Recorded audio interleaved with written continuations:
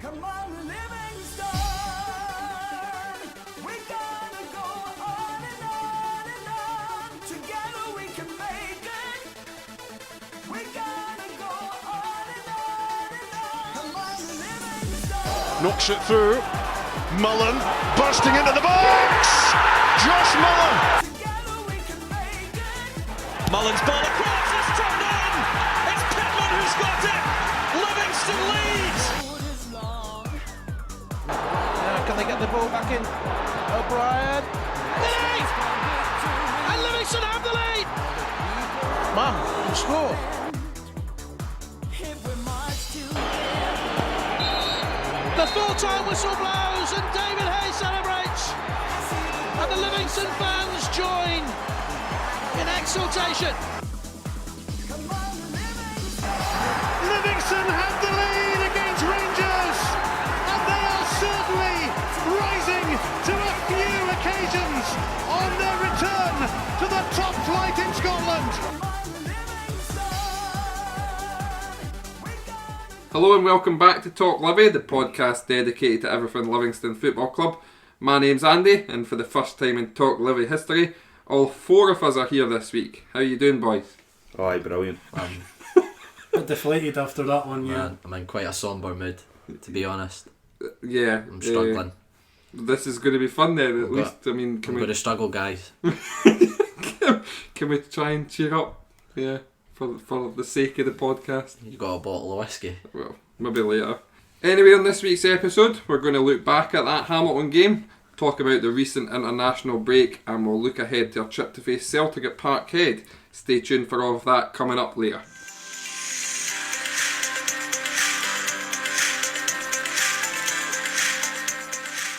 On Saturday, domestic football returned, and it was a massive game for the Lions as we welcome Hamilton Accies to the Tony Macaroni Arena. Neither side have started the season particularly great. This presented a huge opportunity to record back-to-back wins and propel us up in the Premiership table. Sadly though, it wasn't to be the case, and we threw away a 1-0 lead and fell to a disappointing 2-1 defeat. Bad day at the office, wasn't it? It wasn't a great day. Frustrating. I'm going to find it really difficult to put a positive spin on it. I mean, without being sort of too negative, it's a massive game. We targeted 3 points. I mean, we said a couple of weeks ago, didn't we, that 4 points minimum from the two games. We've not done that. Yeah. Which isn't great. We were 1-0 up, in control of the game, I would say. Hamilton had a fair bit of the ball, but didn't do an awful lot in terms of creating opportunities. But defensively, it's poor again. The defensive lapses again. The second one particularly is awful. It's a free header. I don't know what Robbo's doing at the back post. Nah, he's asleep at the back stick, isn't he? It's indefensible, really. I mean, we've no right to go and win games, and Hamilton have every right to walk away with that delighted, but we should be really disappointed with that. Home game, I think you said it earlier, Ewan, that we'd only lost 2 games at home last season. Yeah. We've already lost 2, conceding 4 against Hibs and 2 against Hamilton. It's not brilliant, and there's a lot to worry about, I think. It's just not doing the basics right. Everything, the fundamentals. The gaffer what talks we're about built that on. all the time, doesn't he? Yeah. It's doing your basic jobs right, and we're not doing that just now. We're really not. Notoriously good. We're good at defending set pieces, defending our box, getting blocks in, and very rarely. I mean, did Hamilton have that many chances to do? I think they were a bit more just clinical than us. To The be only honest. other one was Templeton's where he took it past Marv and took it from the edge of the box. Well, I can we really had think of. we had probably the better chances. And again, I don't want to sound like a happy clapper or anything, but like we were poor. I'm not saying we were good at all or anything like that, but it's like not a terrible performance. Like, it's not awful. It's not. We've created chances on another day. It's not a terrible Pittman performance. scores, we win. But we were all sitting here watching the game. Obviously, you were at the game, Callum. But we all seen that goal coming. It just struck me as a Dumbarton. Yeah, it was. When It Dumbarton was a were our goal bogey coming. team. Yeah. It just struck me as that we were being really wasteful in front of goal, and it was I mean, they were in the game. Normally Hamilton will come and they'll sit in, but they weren't like that No, today. they came out, They came out. They played some good football at times, but I just kept saying, "There's a sucker punch coming. There's a sucker punch coming," and we got caught out for the first goal. Templeton's reacted quickest to the header coming off the bar, but as we've already talked about, the second goal is atrocious defending. The first goal, he's ran off his man at the front post. He's made a little run at the front post, getting himself ready for a second ball, and none of our defenders reacted. He's standing there himself to hit it. See, the thing is, and I said this all day during this game, that the only way they'll score is through a set piece. Stop giving away set pieces, they'll not score. Where did the goals come from? A corner and a free kick. We gave away too many opportunities in and around our box for them to put cross balls in. Were we strong enough defensively? No, we weren't. The 2 goals we conceded are almost schoolboy stuff, personally. It's just not good enough. The other thing you need to look at, Bruni, I agree with you. Some of the stuff I've read on social media, I don't think the performance was as bad as being made out. No, I agree. Right? Had we been clinical, that we've probably scored 4 or 5 today if we've been clinical. Yep. You've got Marvin's in Bartley's chance in the first half. Nobody's even mentioned Bartley's chance. Criminal. It's absolutely criminal not to worry I about. know Marv doesn't score a lot, right? But you've got to bury that. Mate, I'd have scored that. You've got to bury that. Forrest then got one where Locock's done really well to keep the ball alive. Nicky got in behind 4 or 5 times during the game, fizzed balls across goal. Tiffany had the flick that could have gone to Cuddy Racer late on. Pittman's one off the bar. Did you say Chasing balls at the edge of the box. similar to Templeton's in a way? Pittman's hit the bar. You know, as you said, Holt's chance as well. We have had plenty of opportunities to put that game to bed, and we've not done it. We were very similar at Aberdeen. We had chances in the first half and went in 0-0, and they've been clinical and punished us. Motherwell, clinical, punished us. We only took a point from that game. We are getting punished at both ends of the park just now for the clinical side of it, in terms of taking chances when you get them, and then being poor and sloppy at the back. It's that bit of experience. You look at it, Hamilton's experience, Pro and Templeton's changed the game for them. He's scored and he's got an assist. Yeah, he's put a great ball into the box. Even if Robinson defends that, he's still put a great ball in there for someone to attack. I was very impressed with Templeton. I thought I would say he was probably the best player on the park today. Yep. But I mean, looking at the game, I agree. We weren't terrible, but we weren't great. And it's those fundamental errors that are costing us point. Okay, performances aren't going to get us away for the bottom of the league. We have no right to go and win games. I've already said that. But I expect to be putting a professional performance in against Hamilton. I don't think we done that. I thought we got really we looked like we were almost going gung-ho, and we spoke about a couple of years ago in terms of, okay, a point's not what we wanted, but come the end of the season a point could be huge. And we went looking for a win, we got hit on the break, gave away a foul, and then the defending at the back post, I keep saying it, is schoolboy stuff. Robbo's fell asleep, the boy's not even made a proper run, he's just ran past them and headed it in. It's a good header, but it's really poor from our perspective. Nah, it's a really disappointing result, and these type of games are huge for us over the course of the season. Home games against teams that you expect to be kind of in and around you, and it was an opportunity missed today, is the way I would describe it. And a game like this today, we would have targeted 3 points. Yeah, we've got to go out and target 3 points. These are the bread and butter games for us. But as Andy we've got to go and win these games. As Andy says, though, I think some of our fans need a bit of reality check at times. There's a few of them that seem to think we have a God-given right to win games. Yeah. Like, in particular, these sort of games. Hamilton have been in this league, 7 years? Right? They are very experienced at this level in getting results. Hamilton are notoriously unpredictable. They pick up wins here and there from out of nowhere. What's that? They're on 6 from 6. It's literally, they're averaging a point a game. We don't have a God-given right to beat Hamilton. We need to be professional when we get the opportunity, and we weren't today. They were clinical. They took the opportunities when they came, and it was a bit of a sucker punch. In terms of individual performances, was there anyone that kind of stuck out positive from the Livy side? Devlin was good. Devlin played well and taking nothing away from his performance, but I look at the Hamilton side, they were without their 2 fullbacks today in the game, so that was an opportunity for us to get down the sides. We done that well, so Devlin was a positive. I thought the big boy up front, Locock, done okay. Looked lively. I thought he looked fitter actually, which helped. Obviously he's had a couple of weeks almost a mini pre-season. I think Gary Holt touched on it with Anthony Stokes. I wonder if the big boy's been involved in that. He looked a lot fitter. Tell you what, you get a fully firing Anthony Stokes with some of the chances we create today. That's why I'm not worried. Like we've got written down here, are we in a relegation battle? You look at it on paper, down the bottom of the league. But like if we weren't creating chances, I would say yes, I'm worried. But I mean, again, if we don't sort out defensively, I think for me we're going to be in a relegation battle. I think though, if we're not creating chances, obviously chances don't win you games and stuff. Goals do. You need to put the ball in the back of the net. But if we're playing a Hamilton today, and it's just one chance against two, and they've sort of... There's going to be a game, by the way, I reckon soon, with the chances we've been creating in games, where we're going to do something like we did against Hearts. You saw against and we're going to hit a team for 4 or 5. Stage last season, I think it was the Kelly game, there was a couple, like Motherwell, the goalkeeper was incredible, like we only won 1-0, and then Kilmarnock, again last season, I think we beat them 3, going on 7-0 at home. Yeah. Like, I think there will be a point that comes where it clicks, like, and again you look at other results.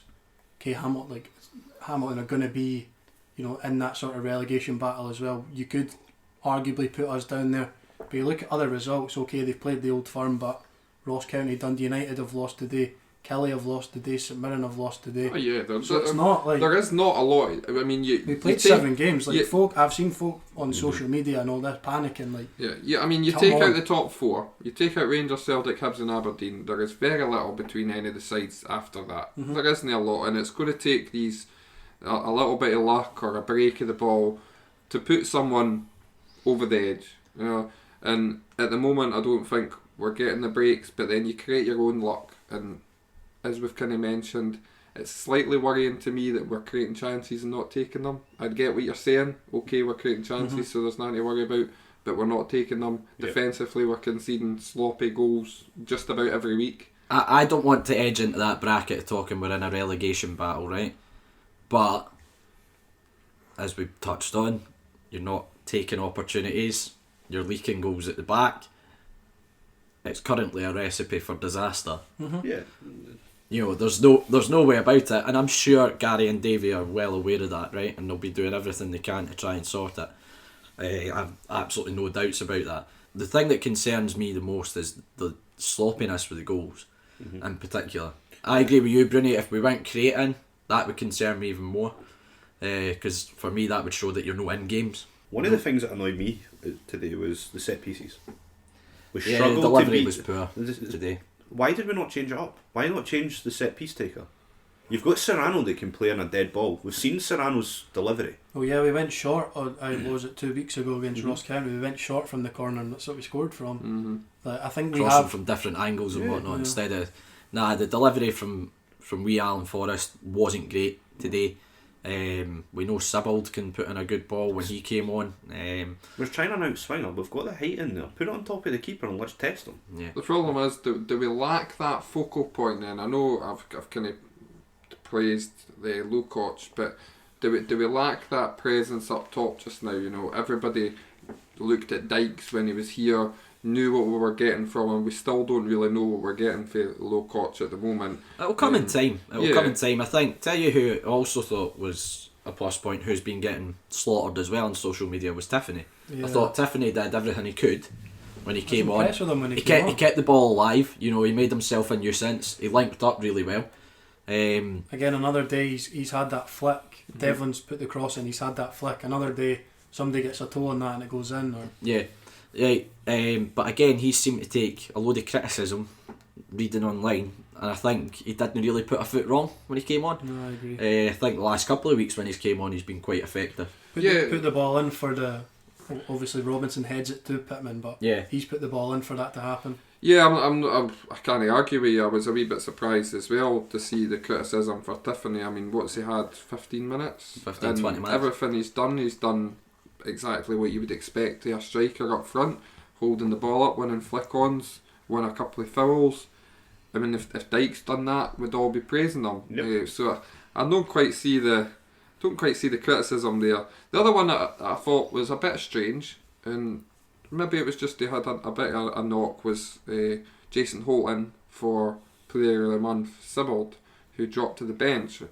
What do you think the thinking was behind that? Because to me, he's on the bench, he's came on, so he's fit enough to start the game, as far as I'm concerned. I always look at, if you're on the bench, you're fit enough to be involved in the team, so why not start him? I agree to an extent, but I can see why it's happened, because if you look at Ross County game, obviously they're down to 10 men, but it's 0-0 when Sibbald comes off. Holt comes on. I would say made a difference, and we win that game 1-0. So it's sort of maybe you don't change your winning team. You know, the side that finished that game is basically, other than the subs again that came off. Holt's come on for Sibbald, probably made a difference. He was one of the standout players when he came off the bench. As good as Sibbald's been, you know, I think it's a difficult one, but I can see why it's happened. For me, Sibbald's been our most informed player this season. He has, yeah. For me, you wouldn't take him out of the team. No, for me, I wouldn't. And if he's fit enough to make the bench, I would have still had him in the starting 11, personally. But guys, look, let's look at the positives. We've got an easy game next week at Celtic Park. Right. Do you want to know the positives? We will get back to winning ways. Got a couple of pies. Solidly positive. Yeah, sitting here, I'm actually one of the only ones that's not having second helpings of pies. I just want to put that out there. Just want to say I'm comfort eating. I mean, back to the game. Obviously, it's really frustrating. The other one I would say, you know, you talked about set pieces and things. Where's Ayman Suda just now? What's going on with? I'd be very interested to know what's going on with him, because with him, you're guaranteed a great set ball. You know, we spoke about it earlier in the season in terms of putting good balls in the box. We lacked that massively against Hamilton today. Would he have made a difference? Do you know, for me, down the wide areas was what we needed to target today. Suda could have gave us that option to come in. You've got Robbo, who's playing out wide, who probably isn't a winger. He prefers to come in. This is maybe a game that Suda would have been perfect for. Or even you play Lawson further forward, or you move Nicky further forward, play Lawson as a right back. You let them go with natural width today. They had makeshift fullbacks, and we've seen the joy that we were getting. That's what I would have been targeting today. Well, it's a disappointing result, obviously, but hopefully we can produce a miracle at Celtic Park.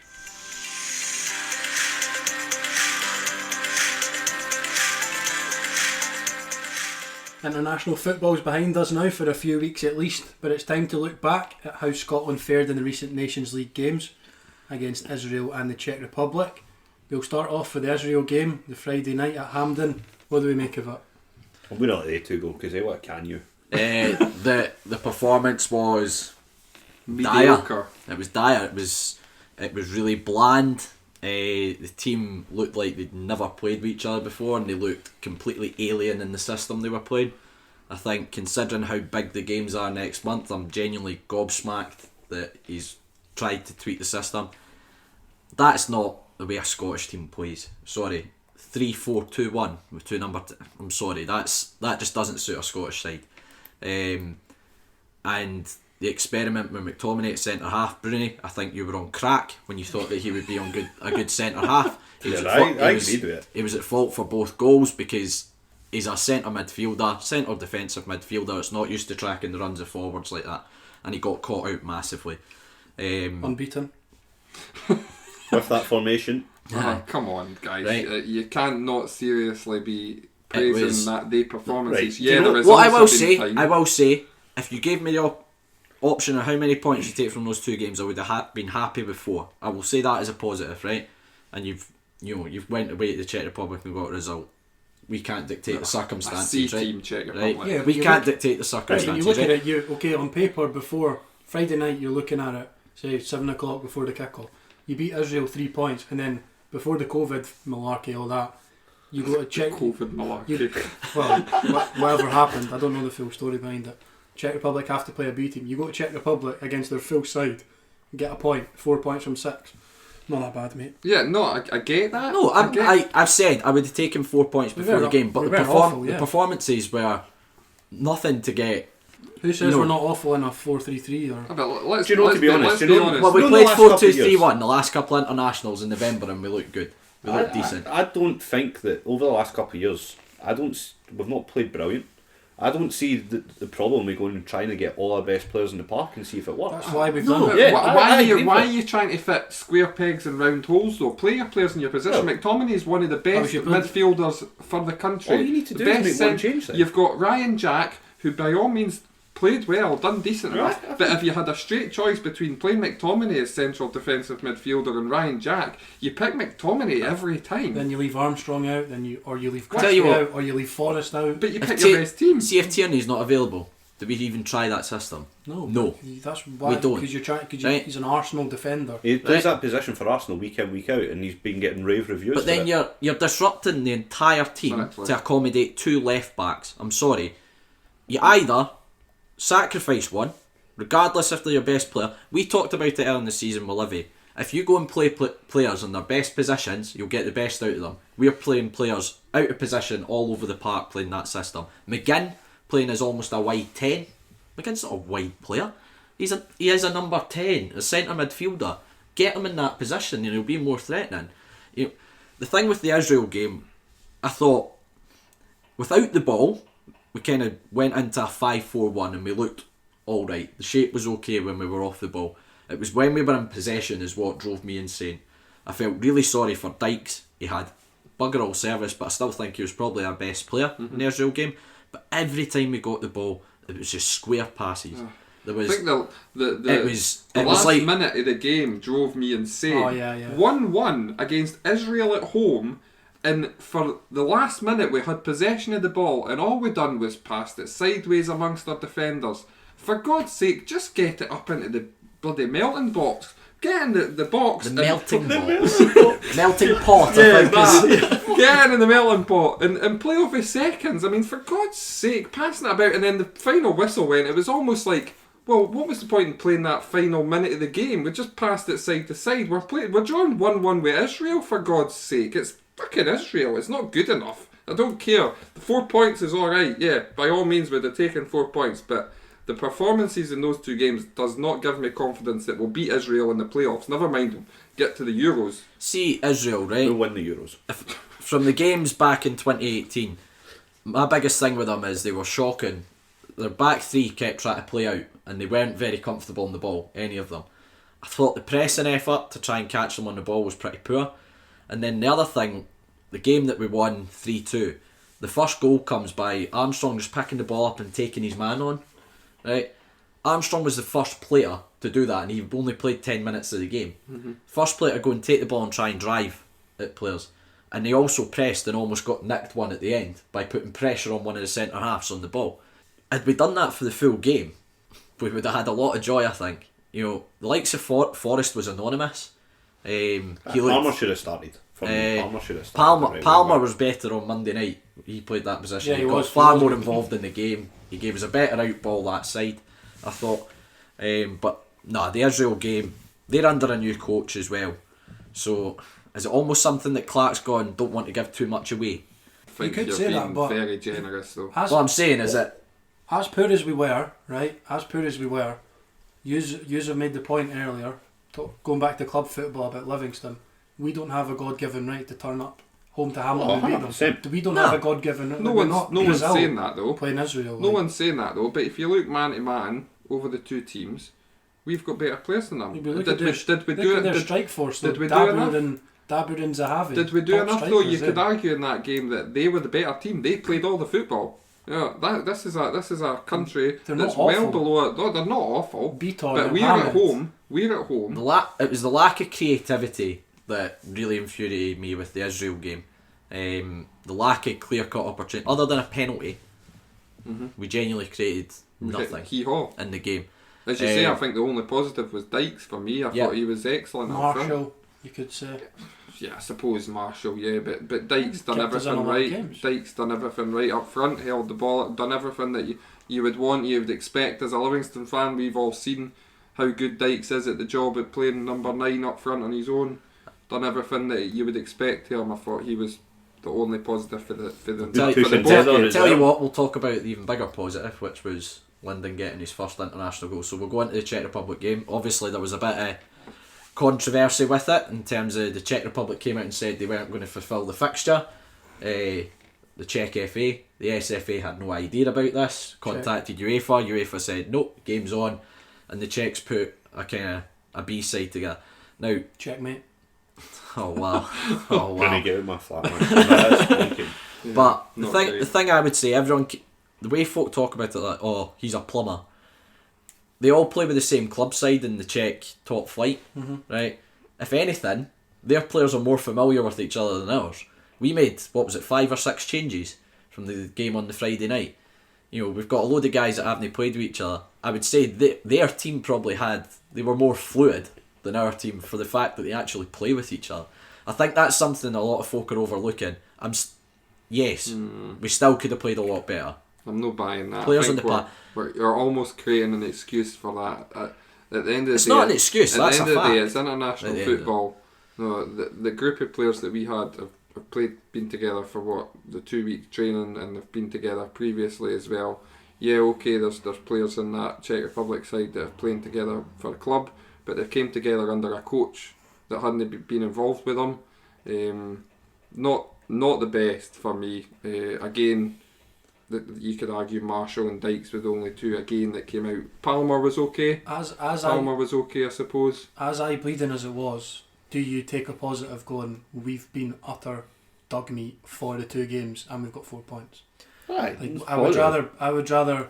Again, Do you want to know? You talk about going back to Livy again. I don't see us under Steve Clark being an expansive team. Right, No. I said this when we appointed Clark. I think it will take us back to almost that Craig Brown era. I was just going Right. to say that. Yeah. Setting us up, making us difficult to beat, and The last grinding cost a results major out. tournament. Right, okay, and you can see that with some of the games under Clark. It's looked more difficult to break us down and create chances against.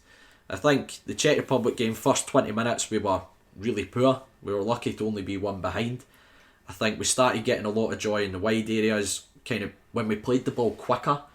Played the diagonal, just cut out 2-3 passes and went straight out to Palmer or Robertson. We created a lot of problems getting in behind them. That's where the equaliser came.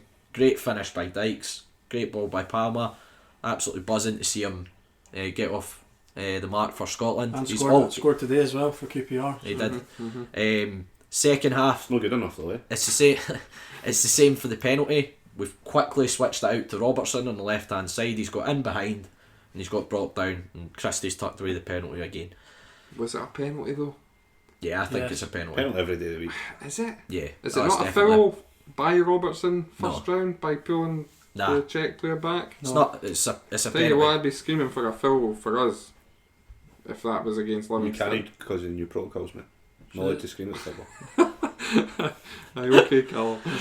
There's no VAR checks. So. But after that, the Czech Republic, we were clinging on in the end. You know, they hit the post twice. Marshall's made a couple of good saves. The boy that had the sitter that broke out to him for about Yes. 3 yards and he tripped over and then hit it against the advertising board.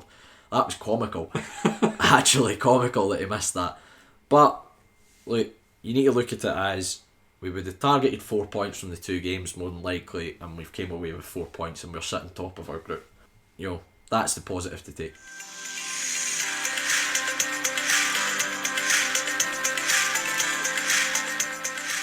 Finally this week, it's time to look ahead to our next game. A nice easy trip to Glasgow to face 9 in a row champions Celtic. Could we pull off the upset of all upsets? No, is the one word answer to that. I don't like your negativity here, Andrew. I'm really struggling to see us getting anything other than a fairly heavy defeat off of Celtic, I'm afraid to say. Taking the Skelpie Bum Mountain. Yeah. Rooney, get out my flat. That, no. What mounted? Skelpie Bum Mountain. Is that by Callum Brown's word? Skelpie Bum Mountain. If you've ever heard of that, please let us know. This is the first week. No, I don't really want to know. It's not a Munro I've heard of. Yeah, anyway, forgetting what Callum Brown just said, we're diverging a little bit. Yeah, we're not getting anything for this game. Defensively, as we've kind of touched on against Hamilton, we've been very lackadaisical to say the least. And against Celtic, they've got some quality players that will take advantage of that. Yeah, the way I look at it is we're getting punished by poorer sides just now. Notice Celtic went kind of back to a 3-5-2 today, and well, they've absolutely hammered Ross County as a result. 2 of their centre halves have scored, so it looks like they've potentially scored for set pieces as well. Yeah, which is brilliant. Which is not great. Edward and Ajeti have both got on the score sheet again today. And you saw the difference that it made when Celtic went 3-5-2 last season. They were a totally different animal after the winter break, other than when they played us, when we got a result again against them at the Spaghetti Had. But nah, I agree with you. The way we're defending just now, I cannot see us keeping a clean sheet or holding them out. So I think it could be quite a long afternoon. Yeah, no, I mean I can't disagree. You mentioned like we've conceded against obviously poorer sides like Hamilton, Motherwell, 2 to them, 4 to Hibs and stuff. The only positive I could say maybe is we were very good against Rangers. Maybe again it's the games that you're sort of up for as a player. It's one of those, maybe because we're sitting in and we're properly focused on defending. Like I'm not saying we're not focused on defending against. Like we should be focused against every team, but I mean. I think this game we're not going to be focused on attacking at all, really. The thing I would say with Rangers is I don't think Rangers move the ball very quickly, and I think Rangers are easier to play against when you sit in. Also, it was at home. Yeah, it was. I also think at any home. team going to Celtic. Celtic I think Celtic's a totally different animal. I'm not saying. No, I know what you're kind of getting at. Trying to make a positive and go, if we're totally focused on it and totally, 2 banks of 5 effectively in our own half and stuff. We have the ability to. We've got a point there in the past. We're arguably a worse team. We're almost going to play it like the Rangers game, though, aren't we? Every time we come into games like this, we're going to double up on our full backs. We're almost going to play like a 5-5 with nobody up front and try to sit in and frustrate and throw our bodies on the line and hopefully get a 0-0. That's going to be the goal, I would imagine. Well, trying to keep a clean sheet is the main target in these games, isn't it? And to sit and frustrate. But as I say, as Callum said as well, we're struggling at dead balls. A couple of centre halves have got on the score sheet, and I think we're in for a very long afternoon. Damage limitations. Well, they've changed almost to a back 3 now, haven't they? I mean, they've signed Duffy. They have kind of chopped, like whenever they've been on Sky and stuff. They've gone with a 4, but like during the game they have kind of chopped and changed, gone to a 3 at times. But it does look like them, and they're 3 top centre backs for this level, especially. Like unless maybe Big Julian has an off day again. Maybe he won't like Big Lococh. I was just going to say he'll be the only one rubbing his hands together that coming up against Livingston without Dykes. Lococh versus Slow Coach. God, you're fully it tonight, Callum. Dear God. The result was bad enough, Callum. Oh God. So how do we go about trying to avoid defeat then? I kind of touched on it in terms of playing the 5-5 almost. Can we play 2 keepers? Can we play 2 keepers? I don't know. Is it in the rules? I'm pretty sure it's not within the laws of the game. We can't play 2 goalkeepers, Callum. It's a bit disappointing. How do we go about it then? How do we line up for the game? I think we'll probably still play like a 4-2-3-1, but it'll be. I think we're going to almost be camped in on top of each other. I reckon it could be quite similar in terms of Pittman might do a similar job to the Rangers game, be wide of the 3 up top and double up with Devlin. Might and potentially see Lawson come in. Could be the same idea with Forrest the other side. I mean, that Rangers game, Forrest put in an unbelievable shift trying to support whenever he could. Some of the amount of times he was doing like 30-40 yard sprints, full sprints to get back in and double up. I reckon it could be quite similar. There you go, that's what I said. So we played obviously that sort of 4-5-1, turned into like a back 6 as you mentioned, Pittman and Forrest tracking the full backs. But do we sort of go a 5 maybe, or do we stick with that 4? And I can't see us looking to match them in any way, especially at Celtic Park. It's maybe slightly different at our own place, which we did in that 2 each game. We kind of went 3 at the back and tried to match them across the park a little bit more. Just thinking maybe 2 up against 2 centre half. I think we're going to try and make as little space in between the lines as possible. The midfield's almost going to be camped in on top. I can't see us being overly expansive and trying to go for anything at Celtic Park unless we get any dead balls and things like that. I think it's going to be a long shift for whoever starts up top, most likely Lococh. You see him playing Robinson up top. Well, potentially purely for his work rate, his hassle that he gives you. You had the debate earlier about so Sibbald was dropped today for Holt instead of going Bartley and Sibbald or Holt. Do you play them both? Do you play 3 sort of sitters and maybe sacrifice one of those three in behind Lococh, or again, as you say, I think Robinson would do a job up front probably. I think we'll go to a 5. I think if Brown's fit, he'll come straight back in. I think we'll try and go with a bit of height. It's like Callum said, if they're going to play 2 strikers up top, they've always got runners off their midfield. Bit of a worry up against 2 centre halves. Tell you what, we were talking about Scotland when they didn't have the ball in the Israel game being like almost a 5-4-1. I think that's more. Could you see us almost doing that? Yeah. The other one But I was think thinking was 2 wide players will come in a bit narrower. If they've only got one player out wide, if they come in narrow, we'll try and basically stop them playing through the channels.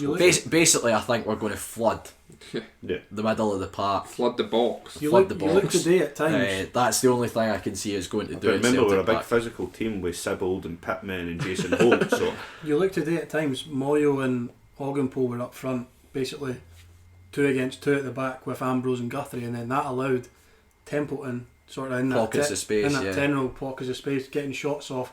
You imagine a Ryan Christie or a Cal Have a field day, McGregor wouldn't he? in Charm, they'd be. I think the other one, worth looking at. you scared me, mate. No, The other one worth looking Brilliant. at is almost. I mean, we talk about how defensively good he is. Jack McMillan, who came in, played a couple of games, didn't really put a foot wrong, but then Serranos came in, done okay. But Jack McMillan, we would argue, is defensively stronger. did well against Rangers. Yeah, certainly, you could argue that he's defensively stronger, more switched on defensively. Does he Jack's come back reliable, in? isn't he? He's so steady. I wouldn't think that's the worst shout ever to put Jack in. He's always that kind of go-to player in these games, isn't he? To play that position, because he is always switched on and doesn't really do much wrong. Yeah, I think that could be a shout to put him in for this game in particular. As I say, I can't see us setting up any other way than flooding the middle of the park, making it really tight, midfield almost sitting on top. I can't see us playing any more distances than 10 yards between the two. I think it's going to be that tight in the middle of the park. Tell you what, we'll go to predictions. Could be interesting. Does anyone have one that's under 3? I was going to go 3. 3-0. You know, Right. Scott Robinson loves a goal against these, So you're going 3-0. 3-0, yeah. Scott Robinson loves a goal against them, but you're going 3-0. I'm like talking about your predictions. Maybe you go. Right. Maybe Nick and So Goal. what? You're trying to get us out the game by saying we're scoring? Right, can I just say, 3-0. I mean, we've predicted all wins for the Hamilton game. We got beat. So maybe if we all predict defeats, we might just do that miracle. Has no outcome on the game. Callum but Moore, what's your prediction? I can't see anything. I think if we concede less than 5, it's alright. That's no. I mean, I'm going to go 5-0 Celtic. Oh wow, Ewan, you go I'm going 4. 4-0. Jesus. So I'm the one that has to save the podcast. He's picking out a copy here. No, I'm going You to said go. 4-0 before. I did, but I'm going to change. I'm going to go 3-1. I'm going to say that we're going to get Robbo. a breakaway goal in the last minute to just to be different. You don't even believe. I don't that, believe I don't believe in the 3-1, but I need to be different for everybody. 3-1. We're in for a tough afternoon. That's for certain. But you never know. Miracles do happen.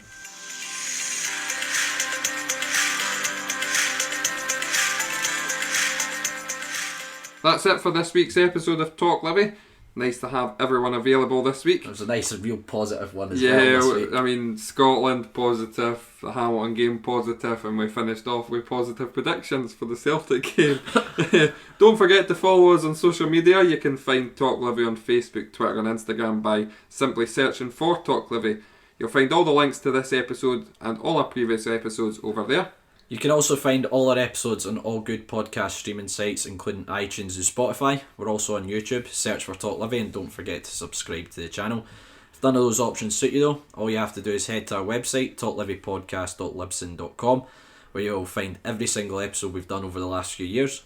So that's us for this episode. We'll be back again next week with more exclusive content, so keep a lookout for that. But for now, thanks again for joining us, and we hope you enjoy the rest of your week.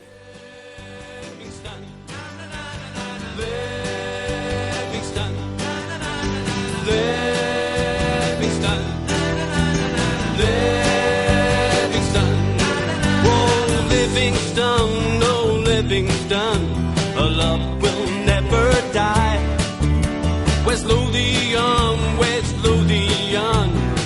is our battle cry. This is the place from which we hail. Livingston, oh Livingston, it's up to Amberville.